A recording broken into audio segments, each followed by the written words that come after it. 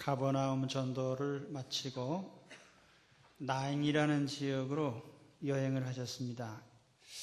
나인이라고 하는 지역은 갈릴리 지방에서는 남쪽 자락입니다. 예수님 성장하신 나사렛에서는 대략 동남쪽으로 약 10km 정도 떨어져 있는 곳이고, 가버나움, 갈릴리 호수 북쪽에 있는 가버나움으로부터는 대략 40km 정도 떨어진 곳입니다. 약 100리 정도 되는 그런 지역으로 이동을 하셨는데 많은 무리가 따라왔습니다. 오늘 말씀에 나인성으로 가실 때 많은 제자들과 무리가 따랐다고 하는데, 이 사람들은 가버나움에서 쫓아온 무리는 아니에요. 본래 이 100리까지 따라올 리는 없고, 아마 예수님이 나인성 지역으로 오신다는 얘기를 듣고 많은 사람들이 모여온 것 같습니다. 그 중에는 예수님을 믿고 따르는 제자들도 있고, 또 병을 고치려고 예수님 앞에 온 무리들도 있고, 또 무슨 새로운 교훈을 받으려고 오는 사람들도 있습니다. 본문에서 가장 극적인 장면은 이 예수님의 일행과 나인성에서 나오는 장례 행렬이 문 앞에서 서로 마주친 장면이죠. 이것은 아주 극적이고 또 아주 드라마틱한 그런 장면입니다. 장례 행렬이 예수님의 행렬과 마주쳤습니다. 그리고 이것은 성경에서 아주 큰 의미가 있는 장면이에요. 우리가 인생 살아가면서 수많은 마주침이 있지만 성경은 그 마주치는 장면들을 결코 우연이라고 말하지 않습니다. 윌리엄 핸드릭스는 성경을 통해서 우연한 것 같지만 우연하지 않은 장면들에 대해서 얘기를 한 적이 있습니다. 아브라함이 아들 이삭을 모리아산에서 바치려고 할 때에 하나님께서 거기에 어린 양 한 마리를 예비해 두셨는데, 마치 아브라함은 우연히 눈을 들어보니까 양 한 마리가 있더라, 이렇게 그 장면을 묘사하고 있습니다. 아브라함의 종인 엘리에셀이 이삭의 신부감을 구하러 밧단 아람으로 가는데 우물가에서 기도를 합니다. 하나님, 우리 주인님의 아들인 이삭에게 하나님이 알맞는 배필을 정해 주소서라고 기도를 했는데, 기도가 끝나기 전에 거기에 웬 아가씨가 물을 길러 왔어요. 우연한 것 같은데 우연하지 않은 장면이죠.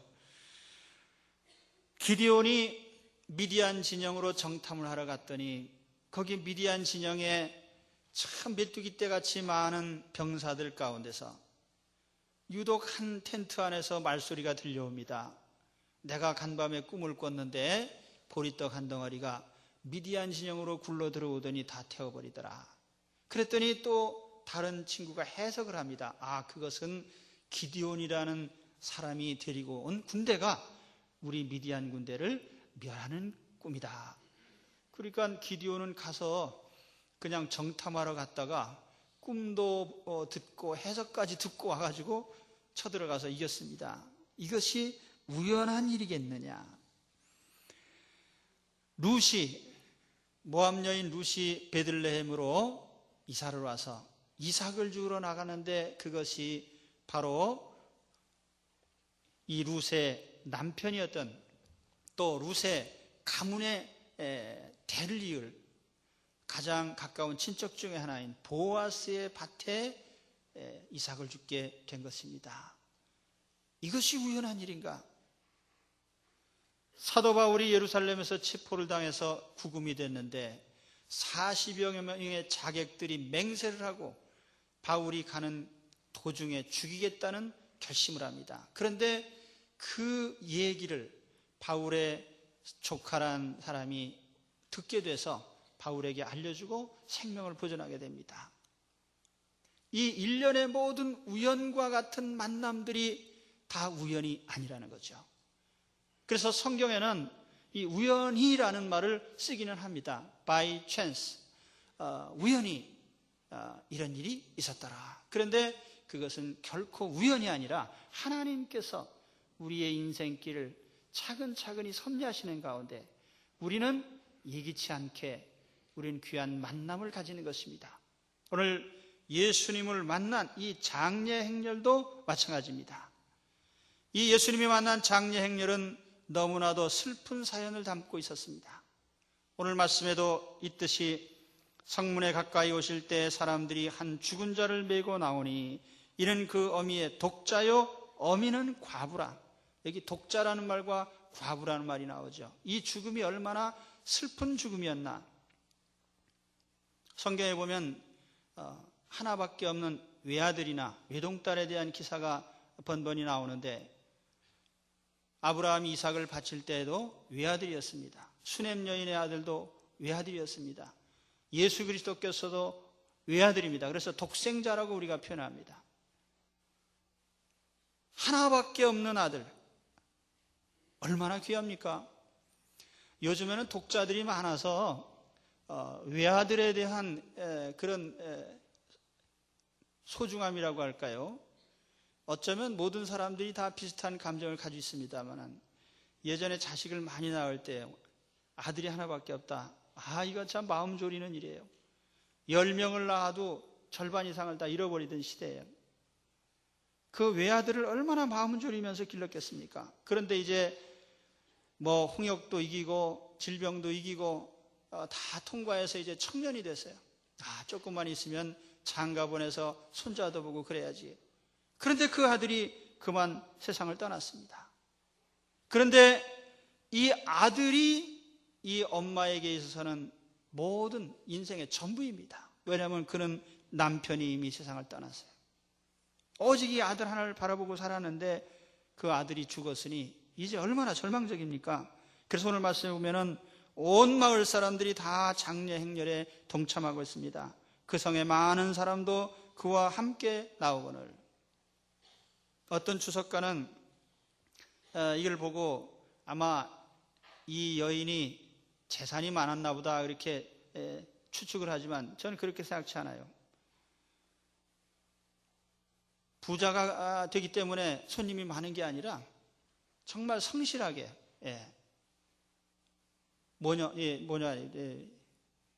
모자지간에 너무나 아름다운 삶을 살던 사람들인데 갑자기 아들이 죽었어요.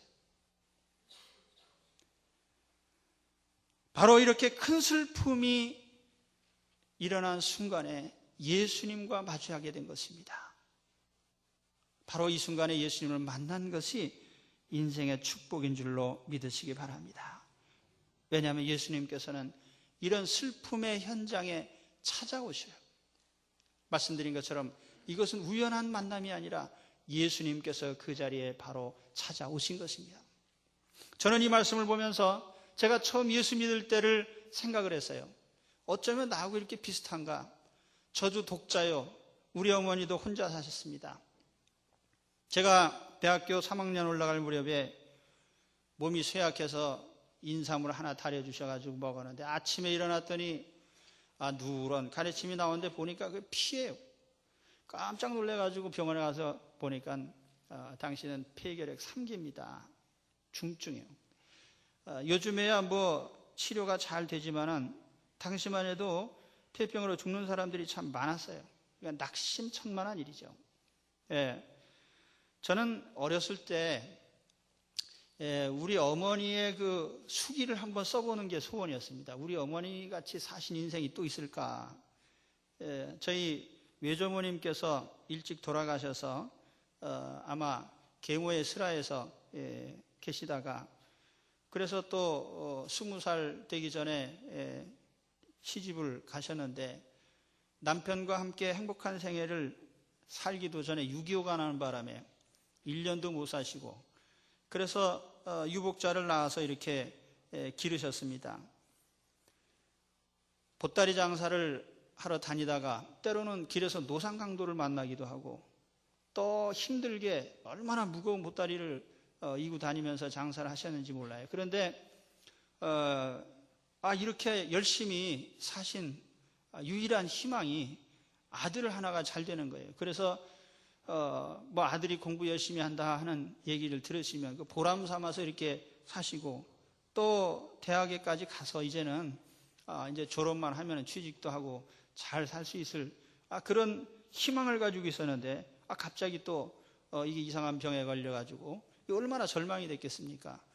저도 방황을 했지만은 이 어머니도 역시 마음으로 참으로 큰 방황을 하셨죠. 오늘 말씀에 이 과부라는 단어가 나옵니다.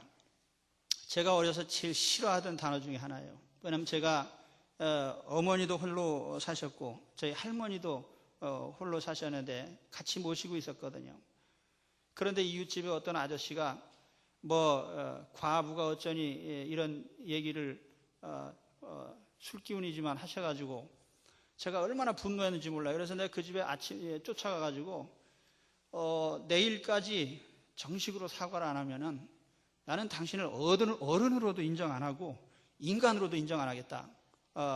어떻게 그런 욕된 말을 할 수 있냐 하고 했더니 아침에 와서 빌더라고요.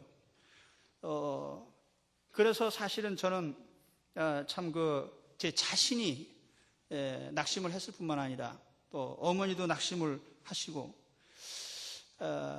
바로 그 마음 둘 곳이 없을 때에 예수님께서 저를 찾아오셨습니다. 예수님이 끈질기게 제 마음의 문을 노크를 하셨어요. 이웃집에 사시는 어떤 집사님께서 저를 전도를 하시는데 저는 그게 너무 싫었습니다. 그런데 끈질기게 집에다 밥상 차려놓고 한참 새로운 상을 차려놓고 와서 식사를 하라고 하면 또 거절하지 못하고 와서 밥 한 끼 얻어먹고 미안해가지고 또 그 나중에는 제가 한 번은 가겠습니다. 그 한 번 때문에 지금까지 붙잡혀 있는 줄로 믿습니다. 그런데 내가 싫어하는 거예요. 저 골방에 들어가서 문 닫고 앉아가지고 나 없다고 그래. 그러면은 여기 있구만 그러고 또 문을 열고 들어와가지고 그게 우연한 일이었겠습니까? 예수님께서 끈질기게 찾아오신 결과예요. 너무너무 고마운 일이죠. 여러분 누가 어려운 순간에 내 마음의 문을 놓고 하신다면요, 여러분 감사함으로 받아들이세요. 예수님이 나를 찾아오신 겁니다. 내가 제일 절망하고 낙심하는 순간에 주님께서 나를 찾아오셨어요. 그래서 제가 어렸을 때 교회 옆에 살았지만 나는 예수 믿는 것이 뭔지도 모르고 신앙 안에 있지를 못했는데 주님이 나를 그렇게 끈질기게 부르셔서 내가 주님을 만나게 됐고, 제가 교회 나가고 얼마 지나지 않아서 어머니께서도 천막 집회하는데 또 어머니 스스로 나오셨어요. 야, 나도 가고 싶어 왔다. 주님의 초청이 저에게도 임하시고 우리 어머니에게도 임하셨어요. 내 일생에 내가 예수님을 만나지 않았더라면 내가 얼마나 마음으로 방황하고 낙심하고 절망했을 것인가. 오늘 여러분 혹시 이 같은 슬픈 일이 있다면요, 우리 주님의 음성을 들으시기 바랍니다. 주님이 나를 찾아오셔요. 끈질기게 나를 찾으시고 나를 만나기를 원하십니다.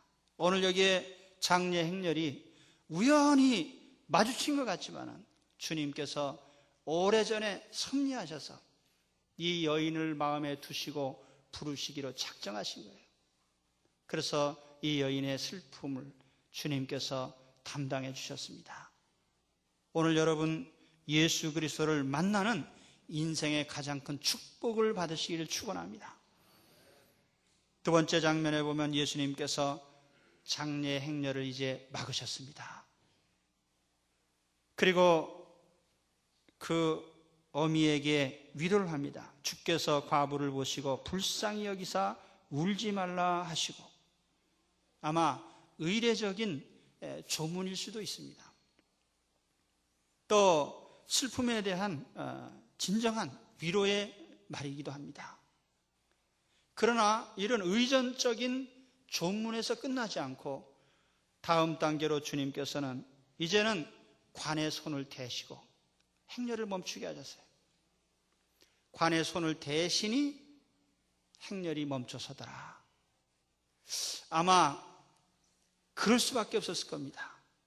그 순간에 그 죽은 시신을 들고 성 밖으로 나가면서 참 발걸음 가볍게 떠날 사람이 없죠. 유대인은 관습상 묘지를 절대로 성내에 두지 않습니다. 성 밖에 두니까 할 수 없이 이제 매장을 하러 밖으로 나가요.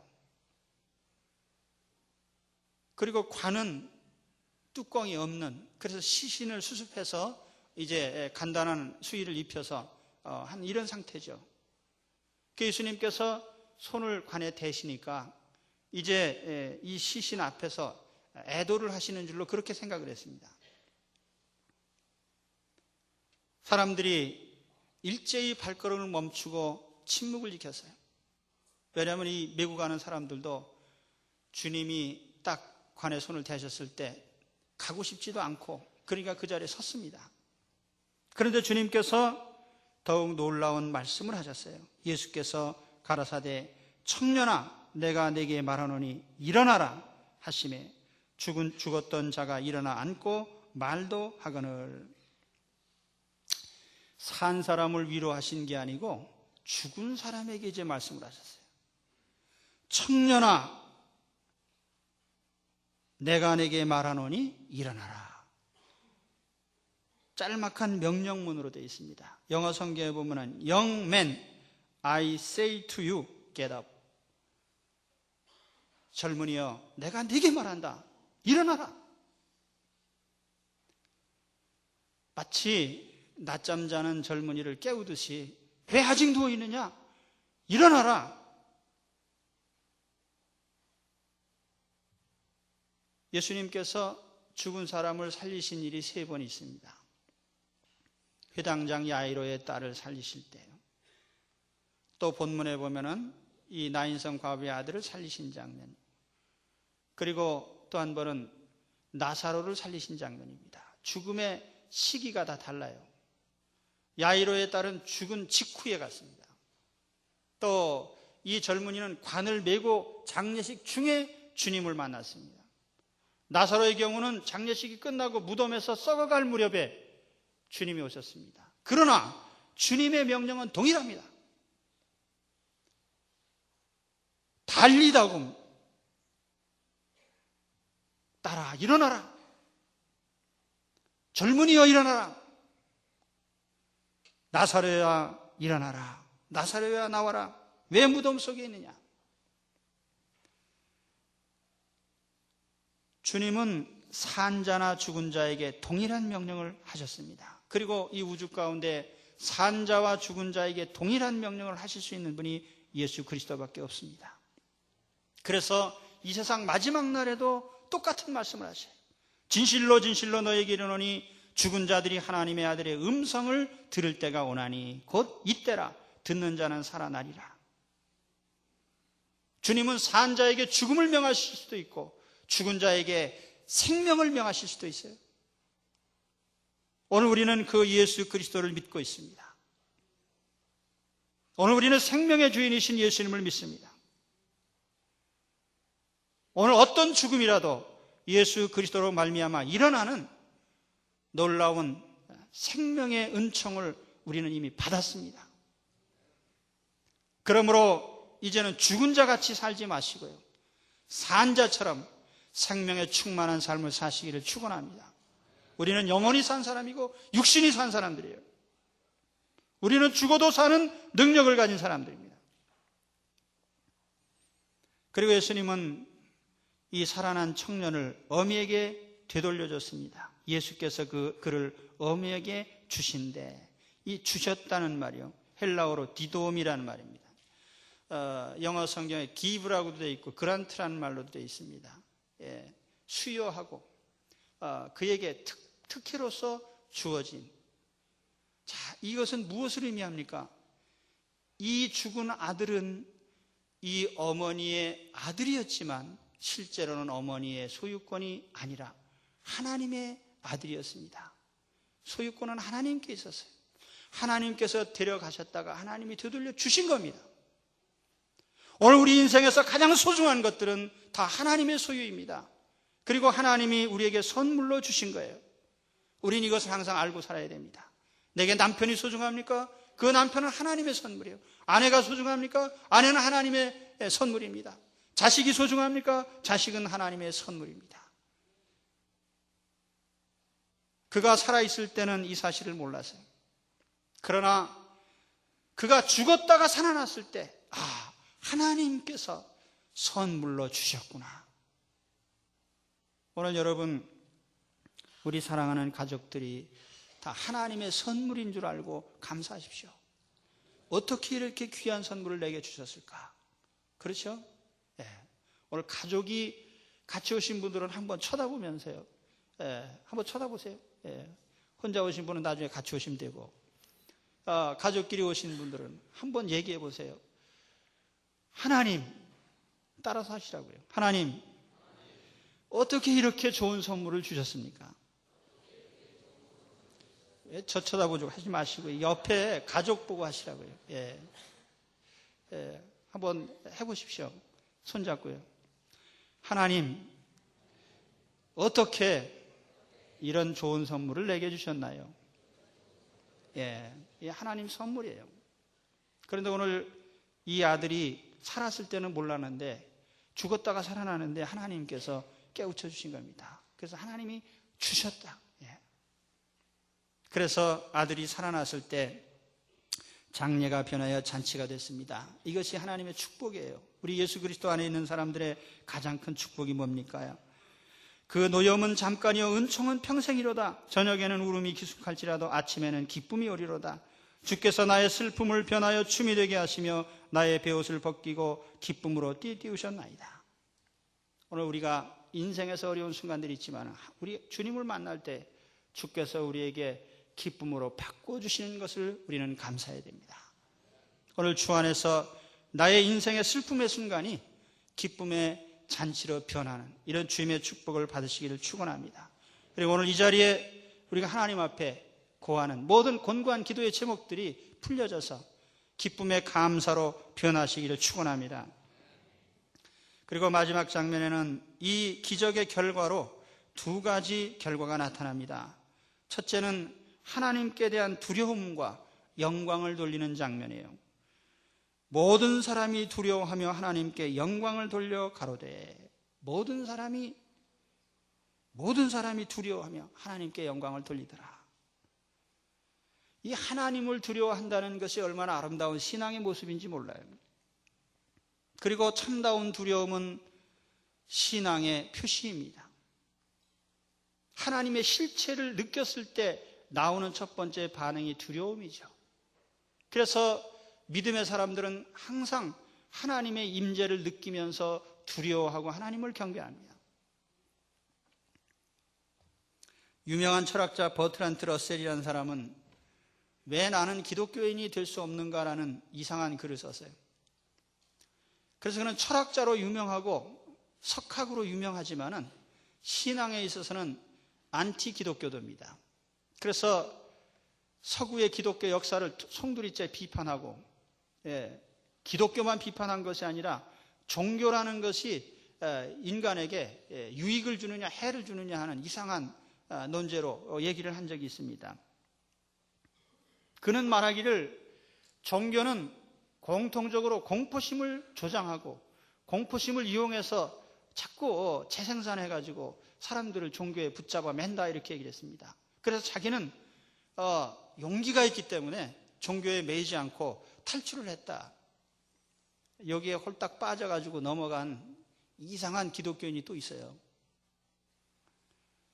여러분, 버트란트 러셀이라는 사람이 얼마나 머리가 좋은 사람인지 모르지만 신앙에 있어서는 완전한 실패자입니다. 오늘 이 세상에 하나님 두려워하지 않는 것이 가장 큰 범죄의 원인입니다. 로마서 1장의 말씀처럼 온갖 흉악범이 어디서 나옵니까? 말도 안 되는 부도덕한 삶과 타인에게 끝없는 피해를 주는 인간들이 왜 그렇게 많아지고 있습니까? 적어도 뭔가 두려워할 상대가 없는 사람들이에요. 두려워하는 존재가 없는 인간들이 가장 더러운 인생을 사는 것입니다. 오늘 이 땅에서 가정을 우습게 알고 결혼 생활을 유의로 하는 사람들이 어디서 나옵니까? 두려움의 대상이 없는 사람들이에요. 사기와 살인과 간음이 어디서 나옵니까? 두려워할 대상이 없는 사람들에게서 나옵니다. 국가 권력을 우습게 알고 또는 도덕률을 우습게 알고 자연의 이치를 우습게 하는 이런 인생들이 어디서 나오게 됩니까? 두려워할 상대가 없는 사람들이에요. 그래서 인간의 정서 속에 두려움의 감정이요, 나쁜 것이 아니에요. 인생은 두려워할 자를 두려워하는 것이 참다운 인생입니다. 아무것도 두려워하지 않는 것은 못돼 먹은 인간의 산실인 것을 아셔야 돼요. 러셀의 말처럼 두려움은 신앙의 출발점입니다. 진정한 신성 앞에 직면했을 때 인간은 두려워합니다. 그러나 그것은 공포의 두려움이 아니라 경외심의 두려움이에요. 그래서 우리는 이 신앙이라는 말과 경외라는 말을 병행해서 사용합니다. 참 믿음이 있는 자는 두려움의 하나님을 두려워할 줄 압니다. 그러나 하나님의 실체를 느끼지 못하는 자는 하나님이 얼마나 두려운 분인지를 모르죠.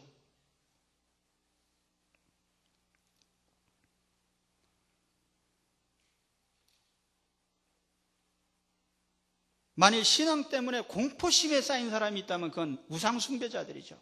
우상숭배하는 사람들은 항상 두려움 때문에 섬깁니다. 부정탈까봐, 벌받을까봐. 그래서 점쟁이 신봉하는 사람은요, 점쟁이가 동쪽으로 가지 말라 그러면 한 발짝도 안 가요. 점쟁이가 야, 금년에는 주식 투자하지 말라면 안 합니다. 점쟁이가 야, 금년에는 결혼하지 마라 그러면 아무리 좋아도 안 해요. 공포심에 살아요. 그러나 참 하나님은 인생을 복주시는 분입니다. 우리가 하나님 품 안에 있을 때 참 즐거움이 옵니다. 건강이 오고 만족이 오고 소망이 오고, 그래서 하나님 우리를 항상 용기 있게 하시고 인생을 승리하게 하십니다.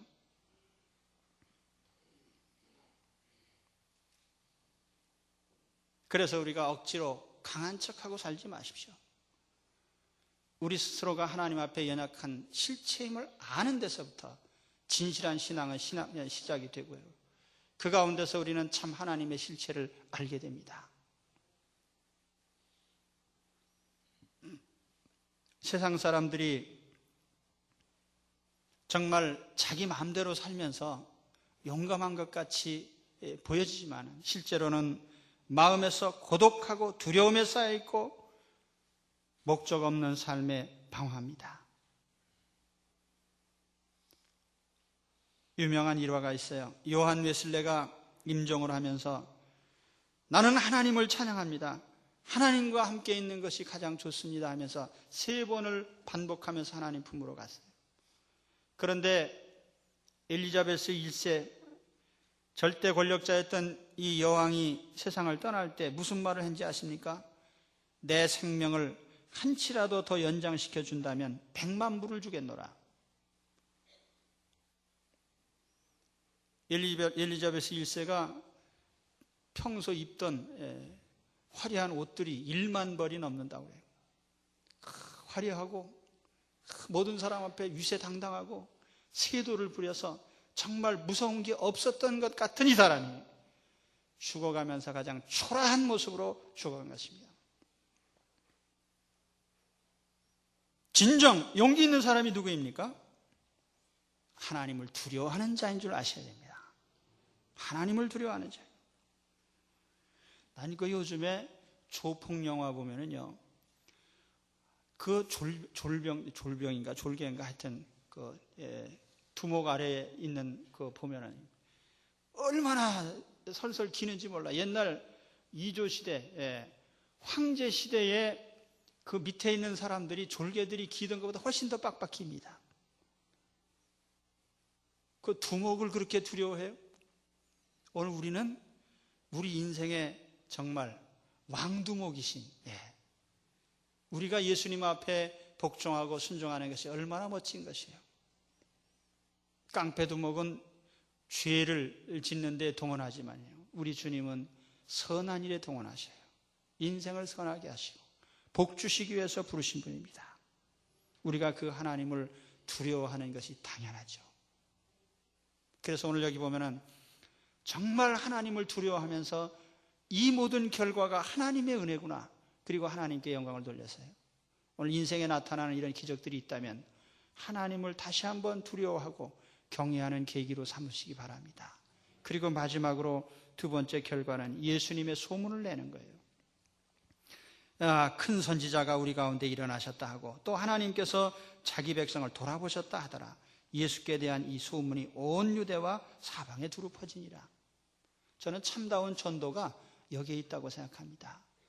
우리가 굳이 유창한 전도 내용을 얘기하지 않아도 좋아요. 내가 만난 예수님이 내 인생에 찾아오심으로 내 인생에 어떤 변화가 일어나는지, 내가 어떤 주님으로 말미암는 놀라운 기적을 체험했는지, 우리 삶이 어떻게 놀랍게 변화되고 축복된 인생이 되었는지 얘기하면 됩니다. 우리는 가끔 내 가까이에 있는 사람들 자랑을 할 때가 있어요. 친구 중에 출세한 사람이 있으면요, 그 친구가 내 친구야. 내가 우리 가족 중에 또 어떤 훌륭한 사람이 있으면 우리 집안에 그런 사람이 있어. 그리고 우리는 자랑을 합니다. 똑같습니다. 내 인생에 찾아오신 예수님이 얼마나 참으로 훌륭하시고 나에게 생명을 주시고 내 인생을 바꿔놓으셨는지 얘기해 주십시오. 이것이 우리가 늘 자랑해야 될 얘기입니다.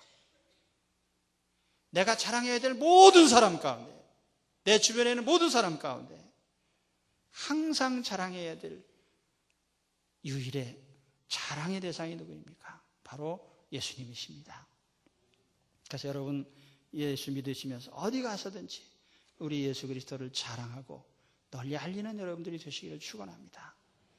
오늘 말씀을 통해서 저는 몇 가지 말씀을 드렸어요. 예수님이 나인성에 들어가실 때에 한 죽은 젊은이를 데리고 나오는 장례 행렬과 마주쳤습니다. 정말 슬픈 죽음이었어요. 그래서 주님께서는 단순히 위로만 하시지 않고 그 젊은이를 살려주셨습니다. 왜냐하면 주님은 생명의 주인이시기 때문에요.